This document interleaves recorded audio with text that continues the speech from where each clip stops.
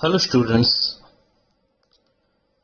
today we are going to learn Sanskrit grammar and today's our topic is संधि।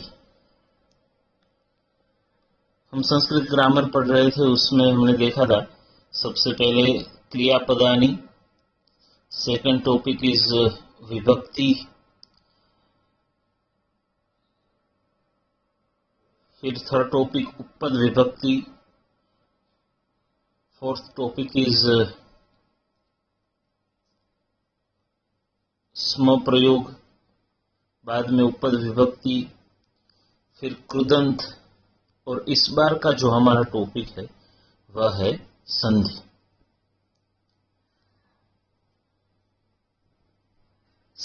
संधि का अर्थ ही होता है कि जोड़ना। किसी भी वस्तु को जोड़े तो उसको संधि ऐसा कहते हैं। आपने एक नाइन्थ में भी संधि के प्रयोग देखे होंगे, सिर्फ संस्कृत में ही नहीं लेकिन गुजराती में भी आपने संधि के प्रयोग जो है वह सीखे होंगे।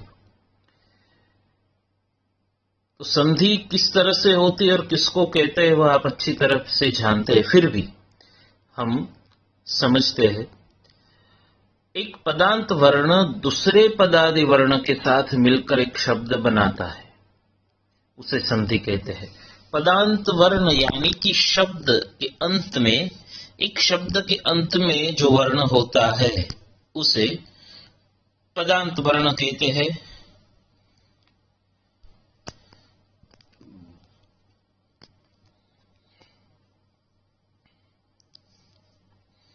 जैसे कि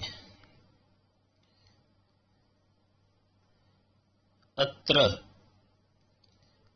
ये पदांत वर्ण हुआ, और ये अस्ति, ये पदादि वर्ण हुआ।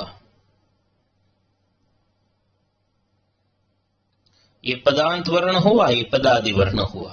तो क्या कहा कि एक पदांत वर्ण दूसरे पदादि वर्ण के साथ मिलकर एक शब्द बनाते हैं।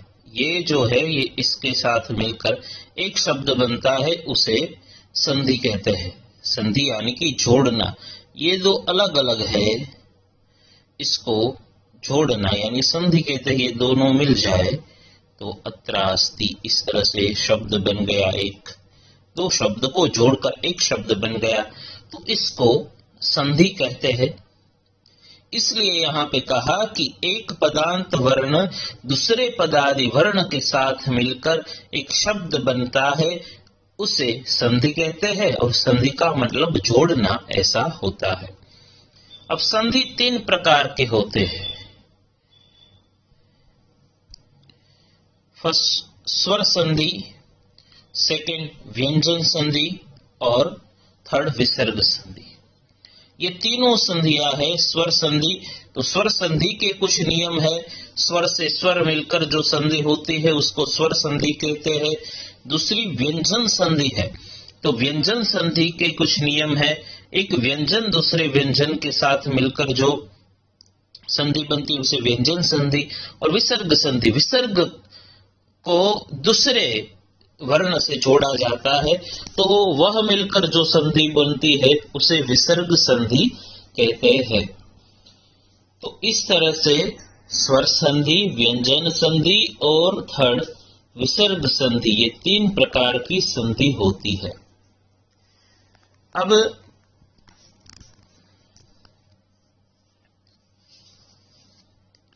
सबसे पहले हम स्वर संधि का अभ्यास करेंगे। स्वर संधि किसे कहते हैं? तो स्वर संधि के लिए कहा कि एक स्वर के साथ दूसरे स्वर को जोड़कर एक शब्द बनता है, उसे स्वर संधि कहते हैं। एक स्वर के साथ दूसरे स्वर को जोड़कर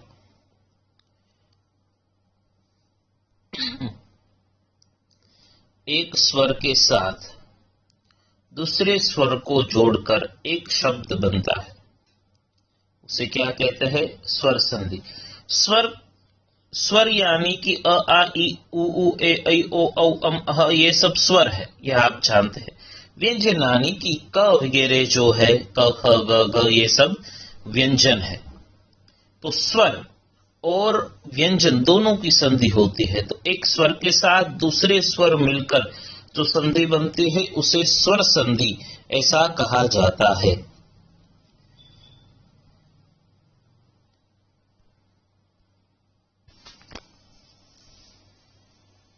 अब सबसे पहले जो सरल स्वर संधि के नियम है, जो कि आप जानती है, जो संधि आपको आती है, ऐसे जो स्वर संधि के नियम है वह हम देखते हैं।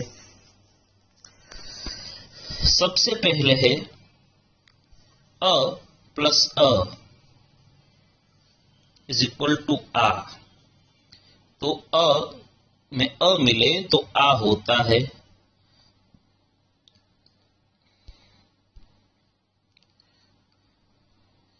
अब यहाँ पे उदाहरण के रूप है अत्र।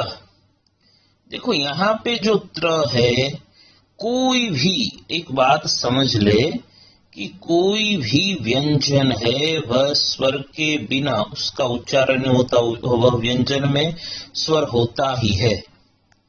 कोई भी व्यंजन हो उसमें स्वर तो होता ही है। यहाँ पे अत्र यह है, तो ये त्र में क्या है, अ है, और सामने तो अ दिख ही रहा है।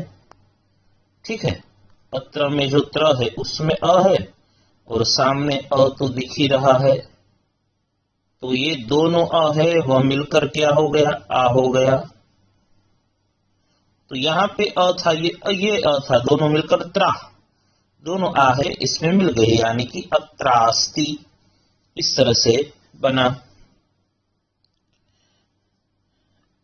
फिर ये क्या है कि अ प्लस अ हो, अ के सामने अ हो तो आ होता है, और अ प्लस आ हो तो भी आ होता है। आ प्लस अ हो तो भी आ होता है। आ प्लस अ हो तो भी आ होता है, और आ प्लस आ हो तो भी आ ही होता है। इसमें से कोई भी हो, अ प्लस आ हो तो भी आ होता है, आ प्लस हो तो भी आ होता है, आ प्लस आ हो तो भी आ ही होता है। समान स्वर दोनों मिलकर दीर्घ स्वर होता है। आ है वह दीर्घ स्वर है, अ है वह ह्रस्व स्वर है। इसलिए अ और आ मिलकर आ हो गया। अब यहां पे उदाहरण के तौर पर दिया गया है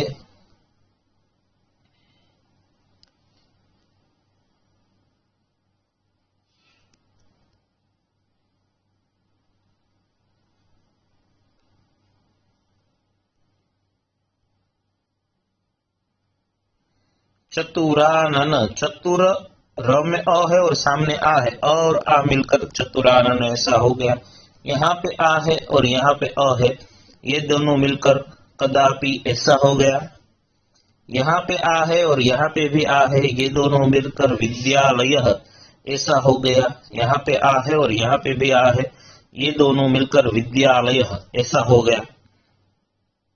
ठीक है, तो कोई भी हो, अ और अ हो तो भी आ होता है, अ और आ हो तो भी आ होता है, आ और अ हो तो भी आ होता है, और आ हो तो भी आ ही होता है।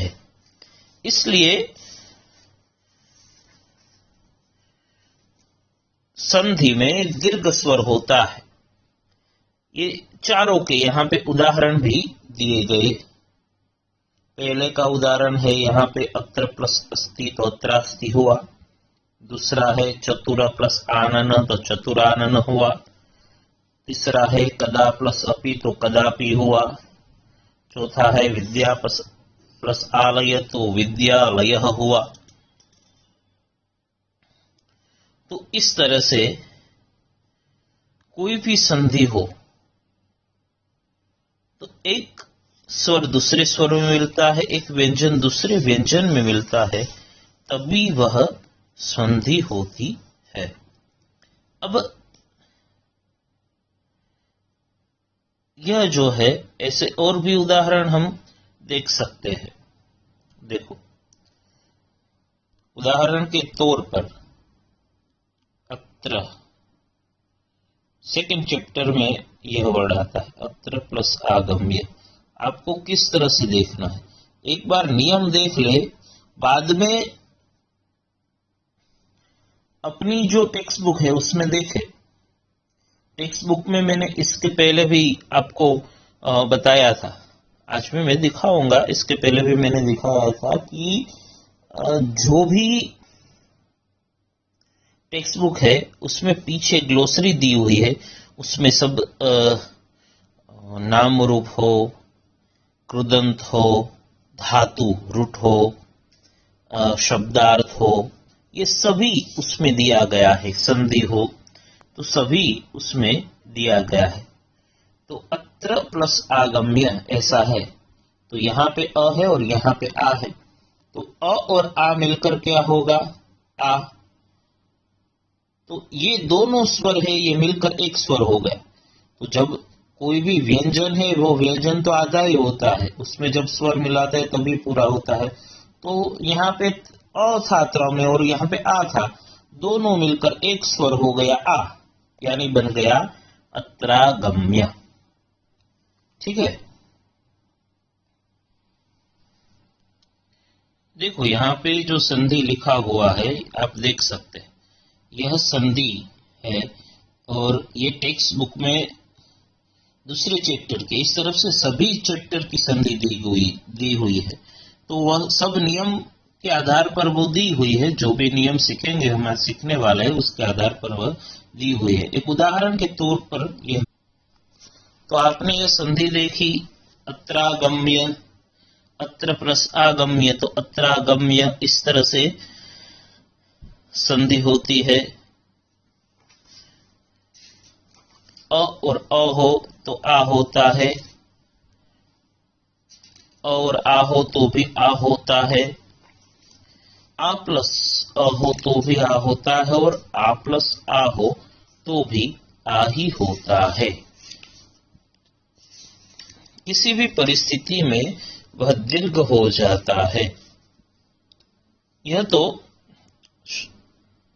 बहुत ही सरल है, आपको यह आती भी होगी, यह संधि जो है वह। अब हम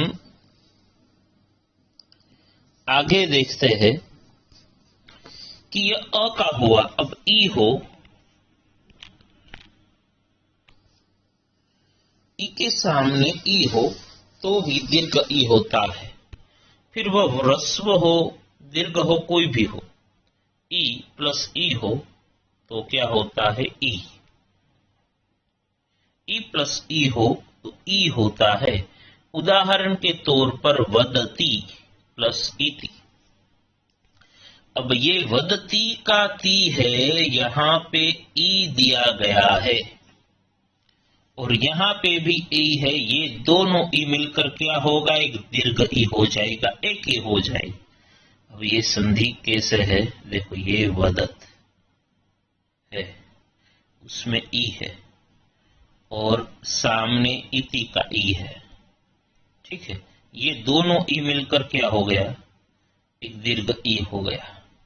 ठीक है, त में से त तो आधा ही है, ठीक है, तो ये त में ई मिल जाए तो क्या हो जाएगा, एक दीर्घ ई हो जाएगा, इसलिए क्या हो गया, वदती थी। फिर से समझ लें, ये संधि का जो मूल है वह समझ ले कि संधि किस तरह से होती है। होता क्या है कि संधि कहां से होती है वही हमको पता नहीं होता। तो संधि जुड़ तो जाती है, लेकिन संधि जब छोड़नी पड़ती है, संधि का विच्छेद करना होता है, तब प्रॉब्लम होती है। इसलिए खास ध्यान में रखें ये बात। देखो यहां पे है वदति प्लस इति, ठीक है, तो अब ये यहाँ पे ई है, जो व्यंजन है उसमें ई पड़ा हुआ है, कैसे संधि होती है, ये है तो आधा ही होता है, उसमें ई है, इसलिए वदति ऐसा उच्चारण होता है। तो यह ई है और सामने भी ई है, ठीक है, ये दोनों मिलकर, ये ई और ये ई दोनों मिलकर एक दीर्घ ई हो जाता है।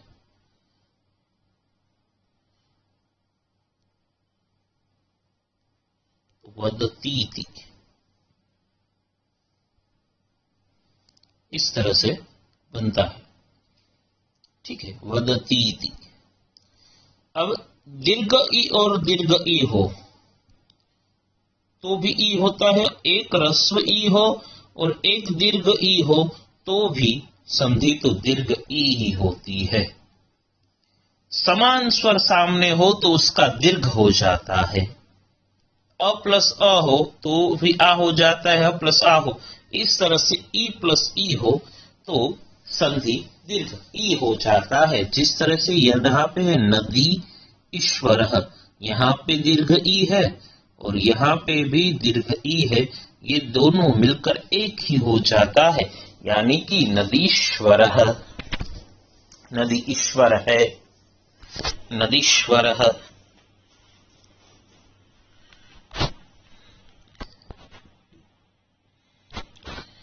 तो इस तरह से ई प्लस ई हो तो ई होता है तो वदतीति, ई प्लस दीर्घ ई हो तो भी ई होता है तो नदीश्वर।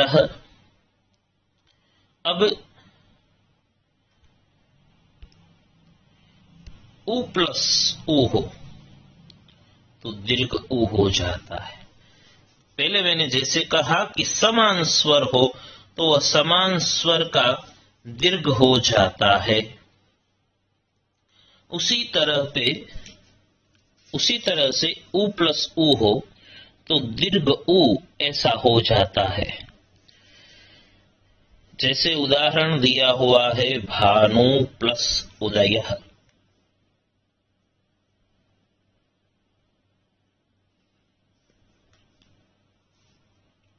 तो यहां पे उ है और यहां पे भी उ है, तो उ और ओ मिलकर दीर्घ उ हो जाएगा, यानी हो गया भानुदय। ठीक है, फिर दीर्घ उ और ह्रस्व उ ये दोनों मिल जाए तो भी होगा दीर्घ उ। तो यहां पे है वधु, तो यहां पे दीर्घ उ है और उक्ति यहां पे ह्रस्व। कोई भी हो, दोनों दीर्घ हो तो भी दीर्घ होगा, एक दीर्घ हो और एक ह्रस्व हो तो भी उ होगा, दोनों ह्रस्व हो तो भी दीर्घ उ होगा, किसी भी परिस्थिति में। यहाँ पे तो उदाहरण के तौर पर मैंने दो वर्ड शब्द लिए गए हैं। ठीक है, लेकिन जब ऐसी परिस्थिति हो, समान स्वर हो, अ प्लस अ हो, ई प्लस ई हो, उ प्लस उ हो तो दीर्घ हो जाता है समान स्वर की स्थिति में। ठीक है, तो यहां पे है उ प्लस उ तो हो गया वधुक्ति, इसका उ हो गया वधुक्ति, वधु प्लस उक्ति तो वधुक्ति, वधु यानी कि बहु। तो बहु जो बोलती है वह वधुक्ति ही, बहु का कहा हुआ वधुक्ति ही ऐसा कहा जाता है। इसलिए यहां पे उदाहरण के तौर पर वधुक्ति ही यह लिया गया है।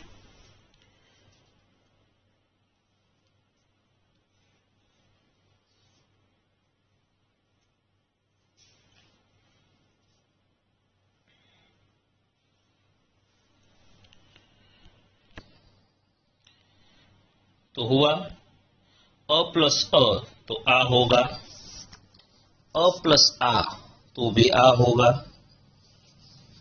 आ प्लस अ तो भी आ होगा, आ प्लस आ तो भी आ। उदाहरण है यहाँ पे अत्र प्लस अस्ति तो अत्र अस्ति, चतुर प्लस आनन चतुरानन, कदा प्लस अपि कदापि और विद्या प्लस आलय विद्यालयः। फिर देखा ई प्लस ई तो दीर्घई वदती प्लस इति तो वदतीति ऐसा हुआ। नदी प्लस ईश्वर तो नदीश्वर इस तरह से हुआ। भानु प्लस उदय तो हुआ भानुदय। वधु प्लस उक्ति तो हुआ वधुक्ति। ठीक है। भवंती प्लस इति ऐसा है।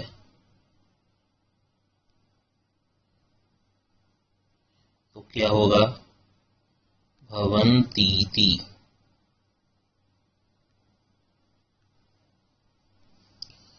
भवंतीति इस तरह से होगा। ठीक है।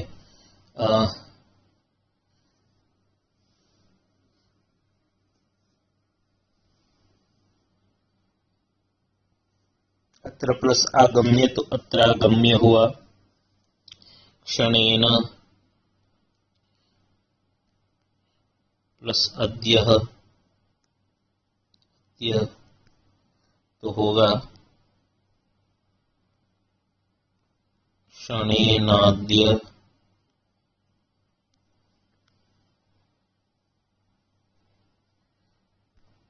ठीक है। क्षणेन प्लस अद्य तो क्षणेनाद्य इस तरह से होता है। न प्लस अर्हन्ति, न प्लस अर्हन्ति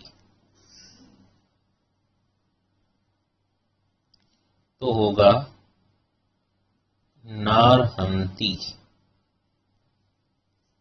ठीक है, हुआ नार्हन्ति। तो खास याद रखें यह संधि है, यह तो पहला स्वर संधि की शुरुआत है। तो पहले समझ ले कि संधि किस तरह से होती है। तो संधि किस तरह से होती है यह समझ में आ जाए तो फिर कोई बड़ी बात नहीं है।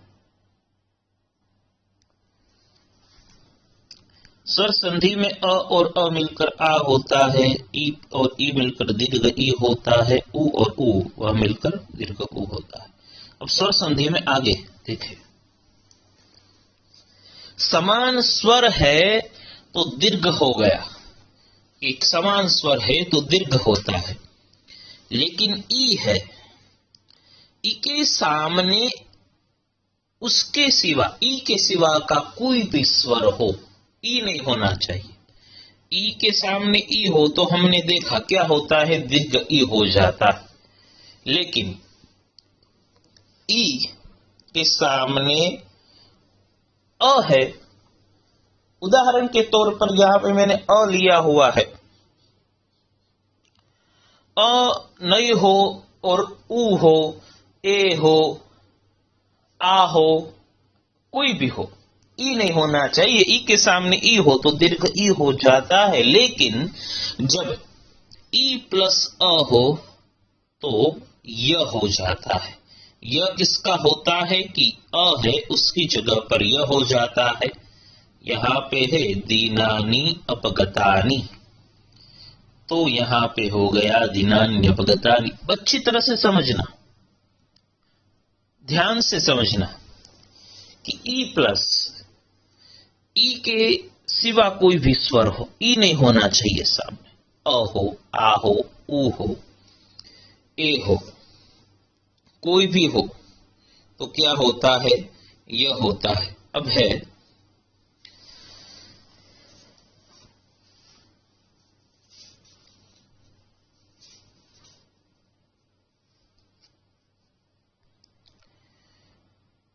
दीनानी। देखो इसमें ई कहां पे है, ये नी जो है उसमें ई है, यह ई है। और सामने कौन सा वर्ड है, अपगतानी। कंडीशन क्या है यह संधि करने के लिए, तो कंडीशन दी गई है कि ई होना चाहिए, उसके सामने अ होना चाहिए, या ई के सिवा कोई भी स्वर होना चाहिए। तो यहां पे ई है, उसका क्या हो जाएगा, यह। अब इसमें क्या हुआ, ये ई में जो स्वर है उसका यह हुआ, तो ये न तो आधा ही रह गया। और सामने क्या है, अपगतानी।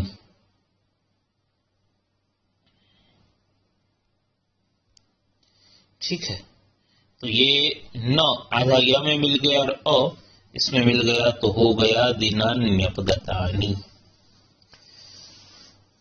इस तरह से ई हो और इस ई के सामने ई के सिवा कोई भी स्वर हो तब ई का य होता है।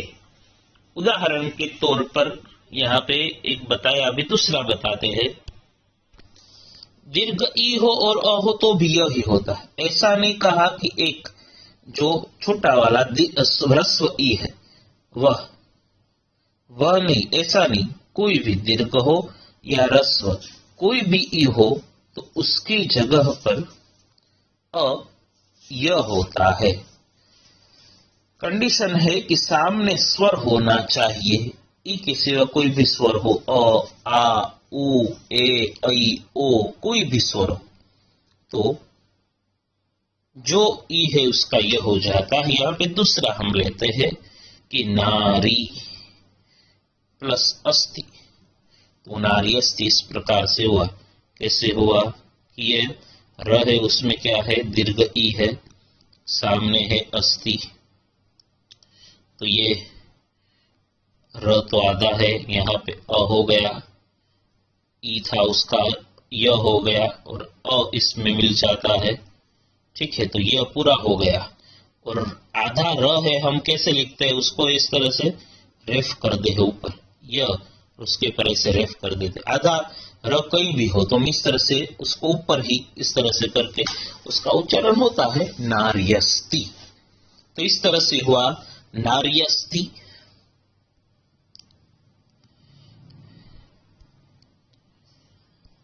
फिर है ई प्लस उ, तो यू, यू यानी यह ही होता है, लेकिन वह जो स्वर है, यहाँ पे अ था तो मिला तो यह हुआ, उस तरह से उ मिला तो यू हुआ। सामने जो स्वर है वह उसमें मिल जाता है, जो भी हो। ई के सामने अ है तो यह हो गया, दीर्घ ई के सामने अ है तो यह हो गया, ई के सामने उ है तो यू हो गया। तो प्रति प्लस उत्तर है।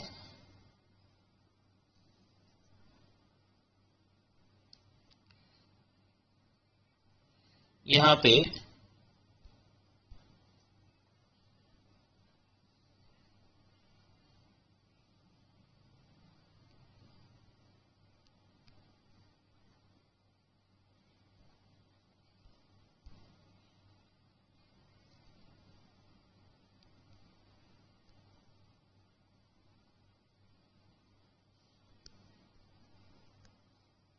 ई है, सामने उ है, तो ई की जगह पे हो गया यह, यानी त्य हो गया और उ उसमें मिल गया, तो प्रत्युत्तरः हो गया, प्रत्युत्तरः। ठीक है, दूसरे उदाहरण लेते हैं और भी।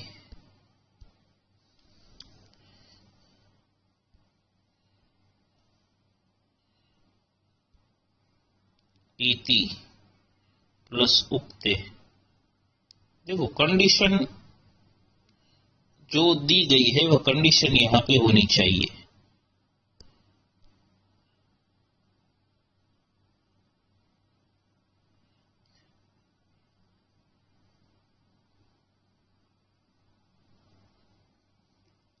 तो यहां पे ई है और यहां पे ओ है, तो यह हो जाएगा, बन जाएगा इत्युक्ते, हो गया इत्युक्ते।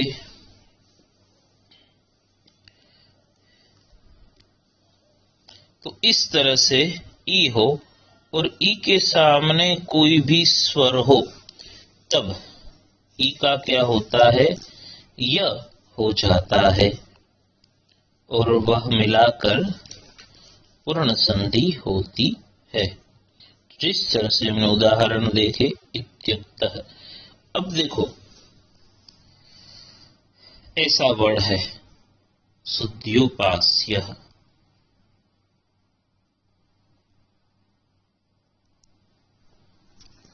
ठीक है। अब इसमें संधि हमको छोड़नी है, तो सीधा यह है शुद्ध यू इस तरह से है।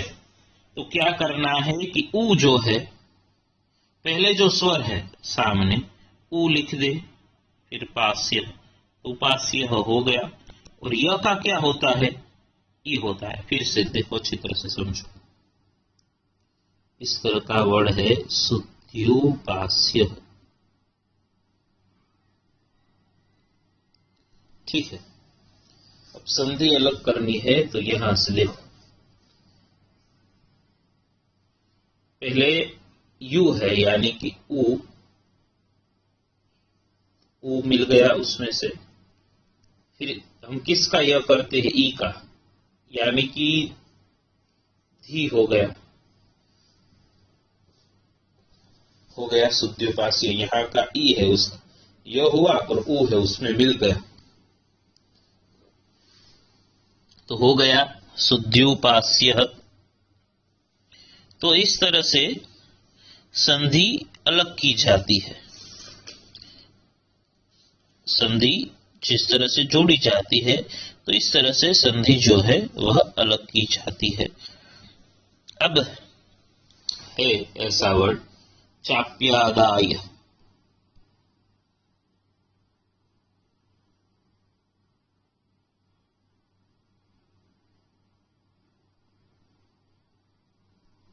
दो प्रकार की संधि आएगी।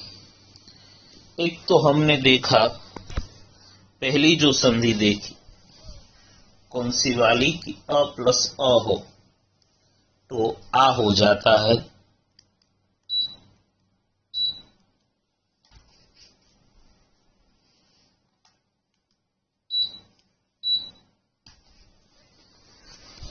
तो इसमें होगा च प्लस अपी, ये च प्लस अप्यादाय, ऐसा ही पहले रहने।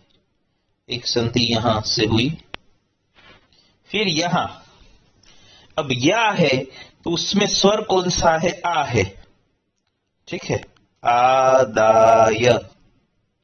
ठीक है, आ स्वर, फिर पीछे जो लिखा है वो लिख दिया। अब आ मिल गया तो य का तो ई हो जाता है, यानी अपी हो गया। और आगे च है तो क्या संधि हो गई, च प्लस अपी प्लस आदाय हो गई चाप्यादाय। दो नियम हुए, अ प्लस अ हो तो आ हो जाता है, ई प्लस अ हो तो य हो जाता है, तो हो गया चाप्यादाय। अब आगे ऊ हो, सबसे पहले ऊ हो और सामने ऊ के सिवा, जिस तरह से ई के सामने ई के सिवा का कोई भी स्वर हो, इस तरह से ऊ हो और सामने ऊ के सिवा कोई भी स्वर हो, ऊ नहीं होना चाहिए। ऊ प्लस ऊ हो तो क्या हो जाता है, दीर्घ ऊ हो जाता है, वह हमने आगे देखा। अब ऊ हो और उसके सामने कोई भी स्वर हो ऊ के सिवा, तो ऊ का क्या हो जाता है, वह।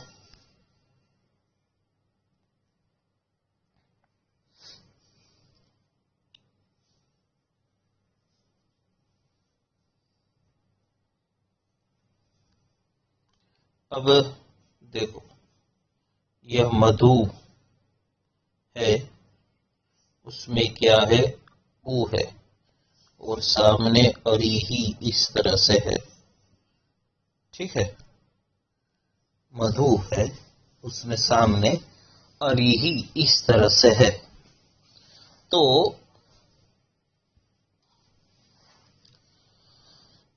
ऊ जो है उसका क्या हुआ, वह हो जाएगा, वह हो गया। और अ है वह में मिल गया तो हो गया मध्यवरी। उसी तरह से जिस तरह से ई के सामने ई को छोड़कर कोई भी स्वर हो तो यह हो जाता है, उसी तरह से ऊ के सामने ऊ को छोड़कर कोई भी स्वर हो तो यह हो जाता है। सिंपल है, वह हो जाता है। सॉरी, ऊ का वह होता है और ई का यह होता है। सामने स्वर होना चाहिए, ई के सामने ई नहीं होना चाहिए और ऊ के सामने ऊ नहीं होना चाहिए, तो उ का व हो जाता है और ई का य हो जाता है। अभी दूसरा देखें, उ के सामने कोई भी स्वर हो, ऐसा नहीं कहा कि अ ही होना चाहिए, ओ ही होना चाहिए, कोई भी स्वर हो। यहाँ पे दूसरे उदाहरण पे आपको समझ में आए इसलिए ए वाला उदाहरण लिया कि उ है और सामने ए है, उ है और सामने ए है, तो क्या है उदाहरण, खलु प्लस एषः, तो हुआ खलवेशः। अब खलु है तो यहाँ पे जो उ है, ठीक है, और यहाँ पे एषः। अब ल में जो उ था उसका क्या हो गया, वह, और सामने एषः है, तो ये ल आधा व में मिलकर खलवे और ए मिल गया, तो हो गया खलवेशः। ठीक है, उ के सामने उ नहीं होना चाहिए, उसके सिवा कोई भी स्वर हो तो ए हो जाता है, इस तरह से बन गया खलवेशः। उ के सामने अ हो तो वह होता है, तो मध्वरी, इस तरह से बना। उ के सामने ए हो तो वे होता है, तो खलवेशः, इस तरह से बना। तो उ के सामने उ के सिवा कोई भी स्वर होना चाहिए, तो वहां पे उ की जगह पर क्या हो जाता है, व हो जाता है। ठीक है, ई के सामने ई के सिवा कोई भी स्वर हो तो यह हो जाता है, और उ के सामने उ के सिवा कोई भी स्वर हो तो वह हो जाता है। उदाहरण के तौर पर यहाँ पे दो अपने उदाहरण देखें, मध्वरी और दूसरा खलवेशः। अब उ हो और सामने आ हो तो भी होता तो उ का वह ही है, सामने जो स्वर है वह उसमें मिल जाएगा। उदाहरण के तौर पर आगच्छतु,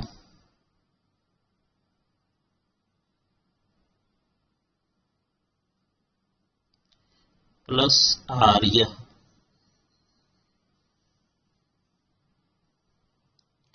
यहाँ पे उ है और यहाँ पे आ है। ठीक है, तो यहाँ पे तू में उ है, देखो इस तरह से,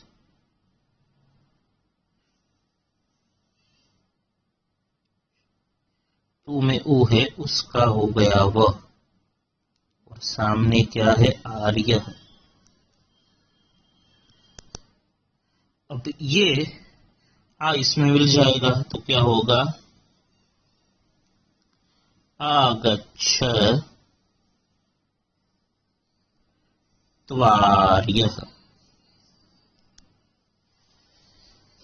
आगच्छत्वार्यः, इस तरह से होगा। ठीक है, फिर से एक बार देख ले,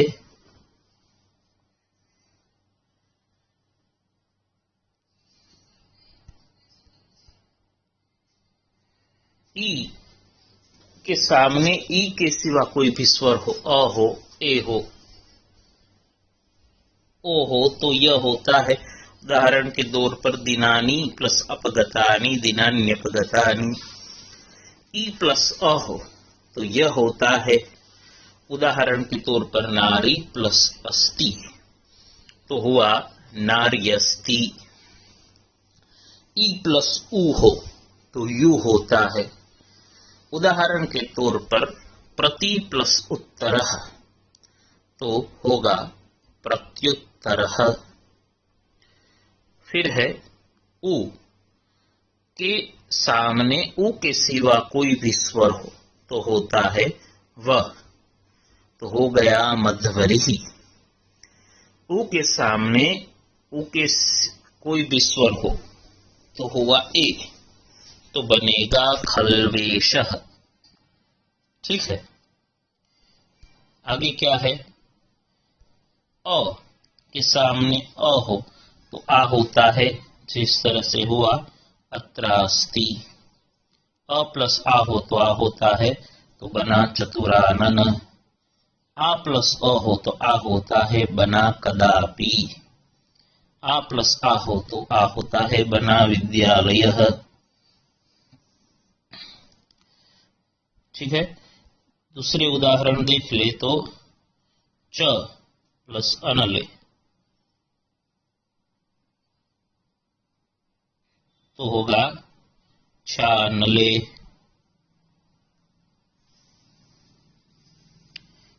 ठीक है, एवासन, अब इसको छोड़ के देखते हैं।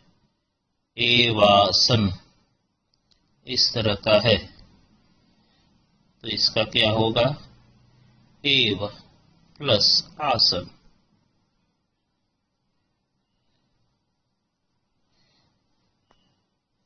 यहां से अ और आ हो तो भी आ ही होता है, वह हमने पहले ही उदाहरण में देखा। नायम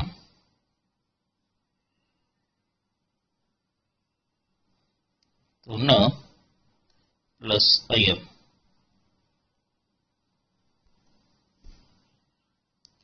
तो हुआ नायम। ठीक है, अब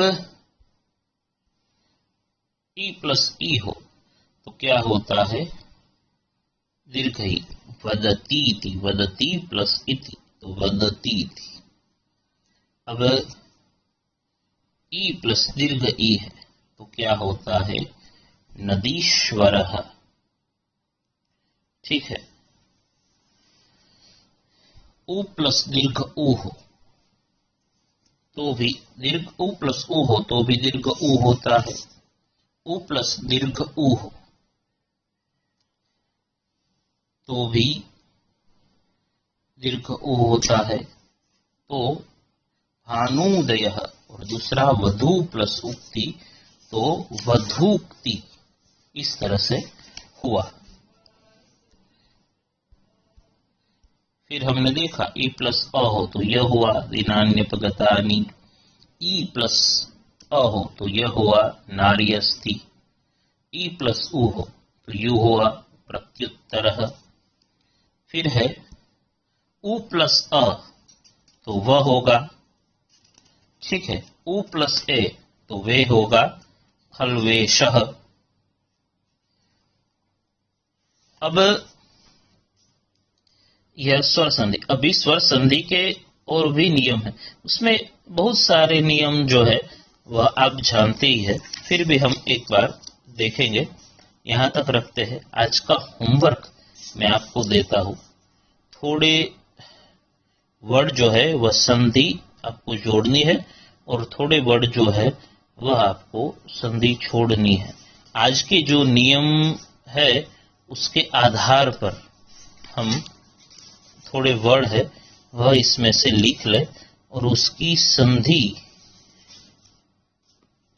जोड़कर और छोड़कर आपको होमवर्क में लिखना है। अच्छी तरह से समझ के देखो, अभी और भी नियम हो सकते, लेकिन अब अच्छी तरह से समझ सके इसलिए मैंने बहुत ही सरल नियम पहले और थोड़े से नियम ही आज के लेक्चर में मैं आपको सिखा रहा हूं। ठीक है, क्योंकि आप संधि को अच्छी तरह से समझ सके इसलिए।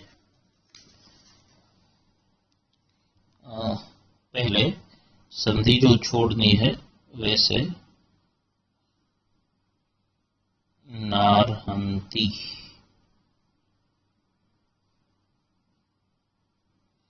नारहंती ऐसा वर्ड है, अच्छी तरह से लिख लेना। ठीक है, नारहंती।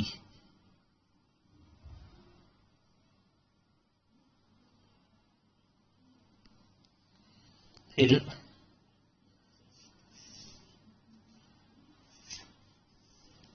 दूसरा वर्ड है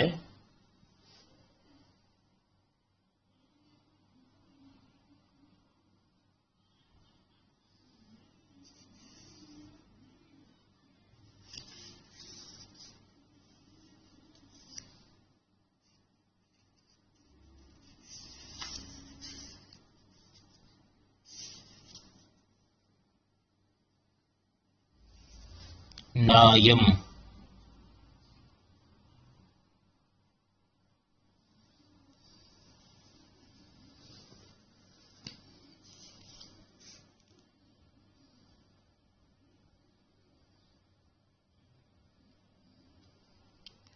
तीसरा है भवन्तीति,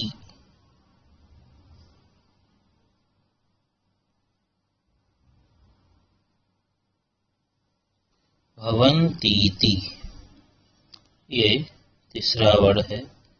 फोर्थ वर्ड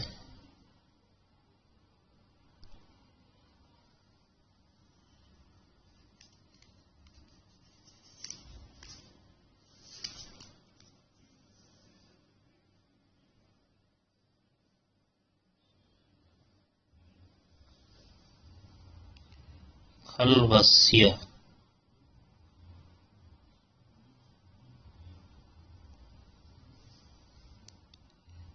और फिफ्थ वर्ड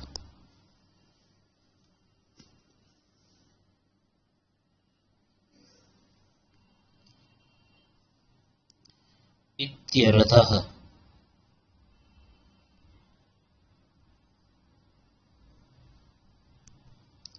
इत्यर्थः। तो नार्हन्ति, नायम, भवन्तीति, खल्वस्य और इत्यर्थः, ये 5 वर्ड जो है इसकी संधि आपको छोड़नी है। ठीक है, आज के जो नियम है उसके आधार पर ही अच्छी तरह से समझ के होमवर्क कीजिएगा। ठीक है, ये आपने 5 वर्ड जो है लिख लिए होंगे। अब दूसरे 5 वर्ड जिसकी संधि छोड़नी है वह मैं आपको देता हूं। सबसे पहले है दुखानी अनुभूय,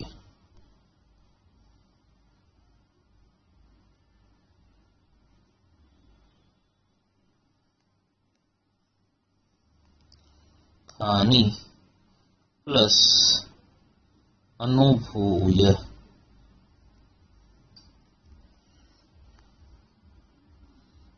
सेकेंड वर्ड है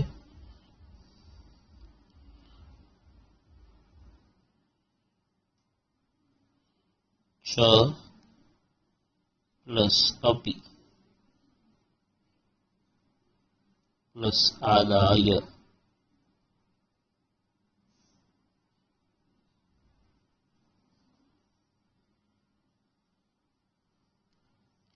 थर्ड वर्ड है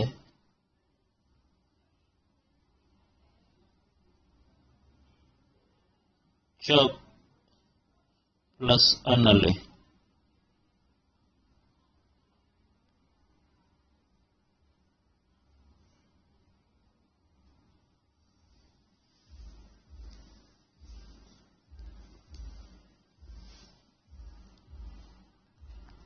फोर्थ वर्ड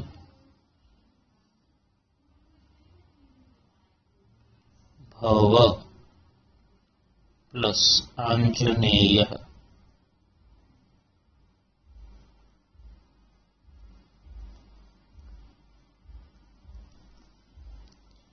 और फिफ्थ वर्ड है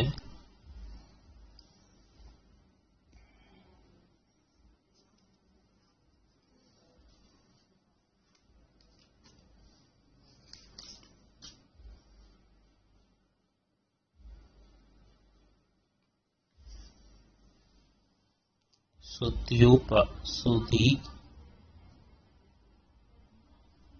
प्लस उपास्य।